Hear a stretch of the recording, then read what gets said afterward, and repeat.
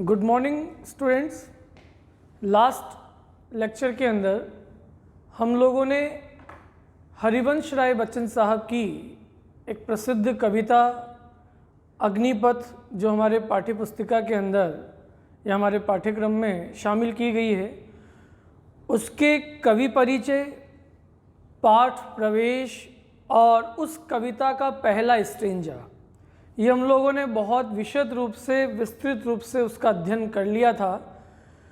एक बार फिर उसके बारे में हम थोड़ा सा गौर करते हुए बात करेंगे कि हरिवंश राय बच्चन साहब एक ऐसे कवि जिन्होंने अपने जीवन काल में बेहतरीन कविताएं लिखी, कुछ कविताओं के संग्रह लिखे, और जो ये कविता लिखी है अग्निपथ, इसके ऊपर बॉलीवुड के अंदर एक फिल्म भी बनाई जा चुकी है। तो कहने का मतलब, हरिवंश राय बच्चन साहब की कविताएं हमारे जीवन के लिए व्यक्तिगत रूप से भी बहुत प्रेरणास्पद रही, प्रेरणादायी रही। मधुशाला उनका प्रमुख कविता संग्रह रहा और उसके माध्यम से व्यक्ति की वेदना, व्यक्ति की पीड़ा और किस प्रकार से राजनीतिक तौर तरीके या राजनीतिक ढंग होने चाहिए, ये तमाम चीज़ें उन्होंने अपनी कविताओं को केंद्र बिंदु बनाकर अपनी बातों को स्पष्ट रूप से रखने की कोशिश की। आज हम बात करेंगे अग्निपथ के दूसरे अंतरा के बारे में कि अग्निपथ अर्थात अग्नि से भरा हुआ रास्ता। इस जीवन को उन्होंने संघर्षों से भरा हुआ माना है कि व्यक्तिगत रूप से व्यक्ति के जीवन में कई प्रकार के संघर्ष, कई प्रकार की चुनौतियां, कई प्रकार के आपदा और विपदा का समय उनके लिए आता है। इसलिए दूसरे पैराग्राफ के अंदर उन्होंने कहा कि तू न थकेगा कभी,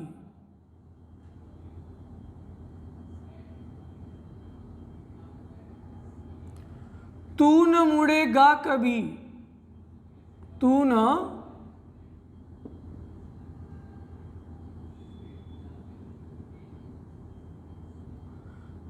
झुकेगा कभी। तीन चीजों के बारे में उन्होंने दूसरे स्टेंजा के अंदर कहने की कोशिश की और तीनों ही बातों की शपथ लेने की बात की है। इसलिए उन्होंने अगली लाइन में कहा, कर शपथ,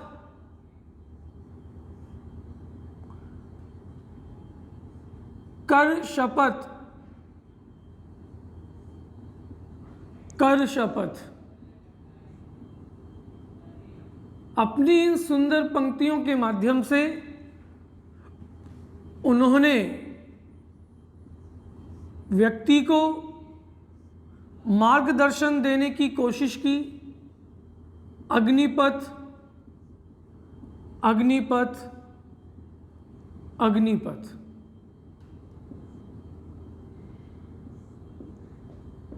इस अंतरे में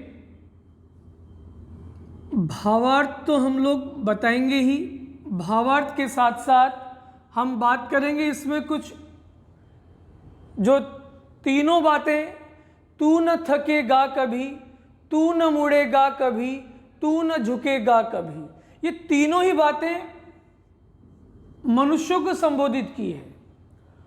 हरिवंश राय बच्चन साहब ने जैसा कि अपने पहले अंतरे में या कविता का पहले भाग के अंदर कहा कि हमें इस जिंदगी के रास्ते में, अपने कर्म के पथ पर, अपने प्रगति की राह पर इस तरह से आगे बढ़ने की आवश्यकता है कि हम वापस पीछे की ओर न मुड़े, न थके और न कभी अपने मंजिल को प्राप्त किए बगैर झुकने की कोशिश करें।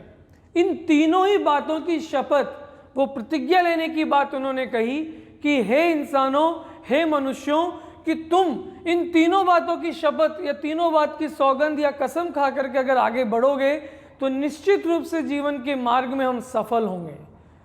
और पहले पैराग्राफ से जुड़ती हुई बातों को इन्होंने बताने का प्रयास भी किया कि एक पत्र चाह भी मांग मत, मांग मत, मांग मत, कि हमारे जीवन के रास्ते में कितनी भी बाधाएं, कितने भी अवरोध क्यों ना आ जाएं, अगर कोई पेड़ हमारे रास्ते के आगे गिर जाता है तो हम उसको उठा करके वापस आगे अपने मंजिल की ओर बढ़ने लगते हैं। उसी प्रकार पेड़ों को अवरोध भी बताया, पेड़ों को सुविधाओं का प्रतीक भी बताया, क्योंकि उन्हीं पेड़ों की छांव में बैठकर राहगीर विश्राम करता है, अपने आप की थकावट को दूर करने की कोशिश करता है।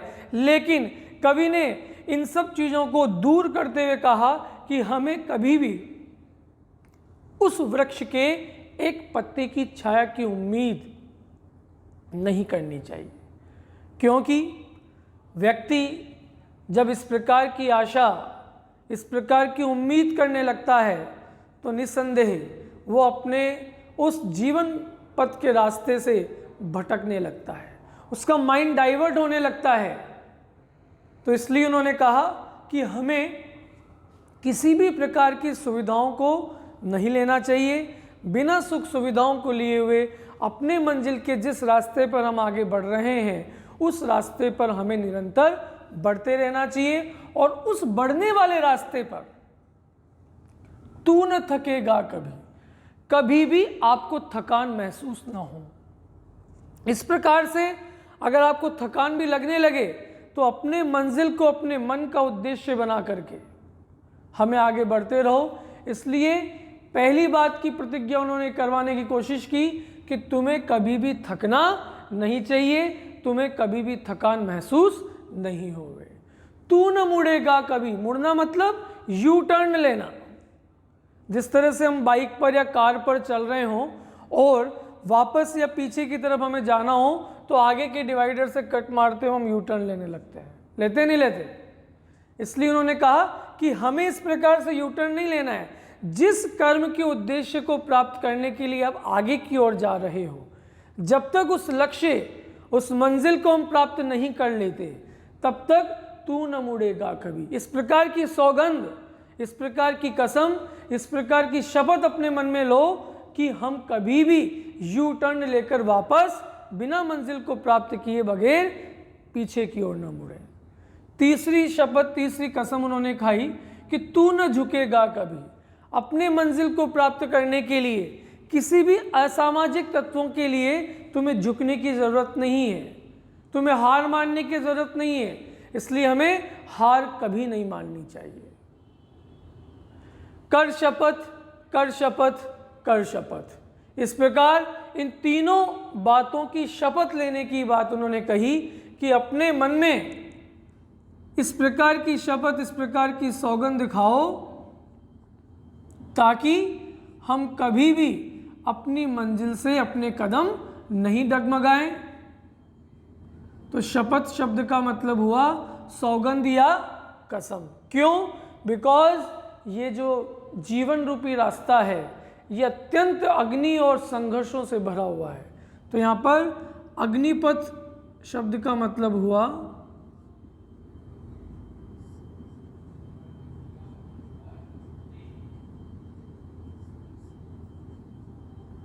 अग्नि रूपी रास्ता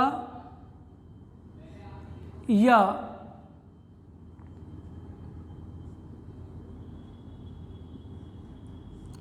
संघर्षों या बाधाओं से भरा हुआ रास्ता।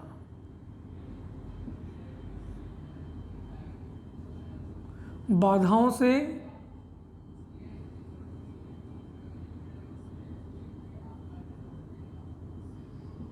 भरा हुआ रास्ता।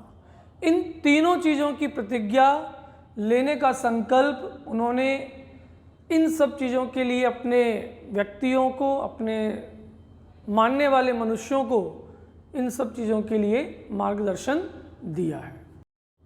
अभी लास्ट हम लोगों ने दूसरा पैराग्राफ देखा, इसके बाद में तीसरे पैराग्राफ पे हम चलते हैं।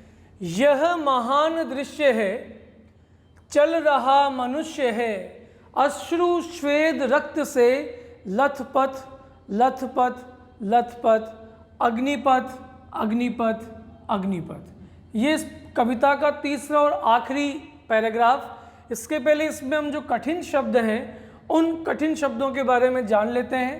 पहला है महान। तो महान का अर्थ हुआ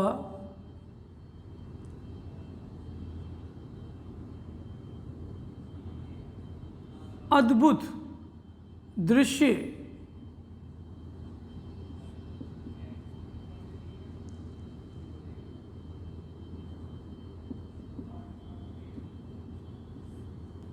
देखना,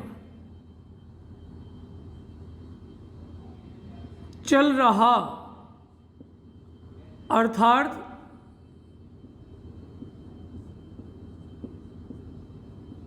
कर्म के पथ पर निरंतर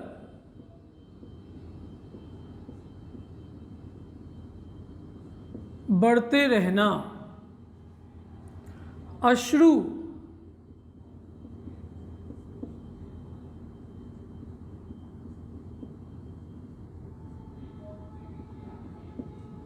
आंसुओं की धारा निरंतर हमारे आंखों से निकलने वाले अश्रुधारा, स्वेद,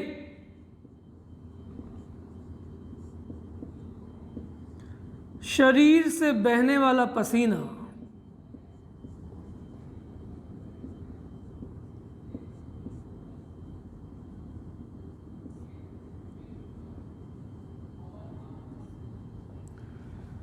रक्त,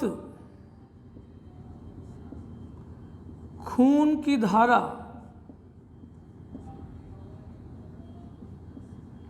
लथपथ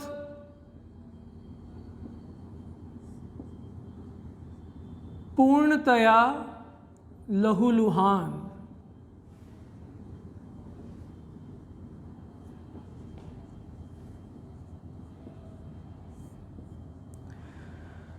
यह महान दृश्य है, चल रहा मनुष्य है, अश्रु स्वेद रक्त से लथपथ लथपथ लथपथ, अग्निपथ अग्निपथ अग्निपथ। यहाँ कठिन शब्दार्थ मैंने आपके सामने लिख दिए हैं। पहले पैराग्राफ में व्यक्तियों को किसी भी प्रकार की सुख सुविधाओं को नहीं लेने की बात, दूसरे पैराग्राफ में निरंतर बढ़ते रहना, बिना किसी रुकावट के, बिना किसी हार मानते हुए, बिना किसी मंजिल को प्राप्त किए बगैर यू टर्न न लेना, इस प्रकार 3 बातों की शपथ। और आखिरी परिदृश्य में, आखिरी सीन में यहाँ दिखाने की कोशिश की है कि जो मनुष्य पहले 2 पैराग्राफ को अपने मन में लेकर के निरंतर अपने जीवन के उस रास्ते पर संघर्ष भरे या विपत्तियों से भरपूर रास्ते पर जब आगे बढ़ता रहता है, यही महान दृश्य है। निरंतर प्रगति की राह में आगे बढ़ते रहना, कष्टों को झेलते हुए, चुनौतियों को झेलते हुए, बाधाओं को पार करते हुए, जो निरंतर इस प्रकार परिस्थिति के अंदर आगे जो बढ़ रहा है, यही व्यक्ति के लिए सबसे बड़ा, सबसे अद्भुत, सबसे विचित्र दृश्य है कि चल रहा मनुष्य है।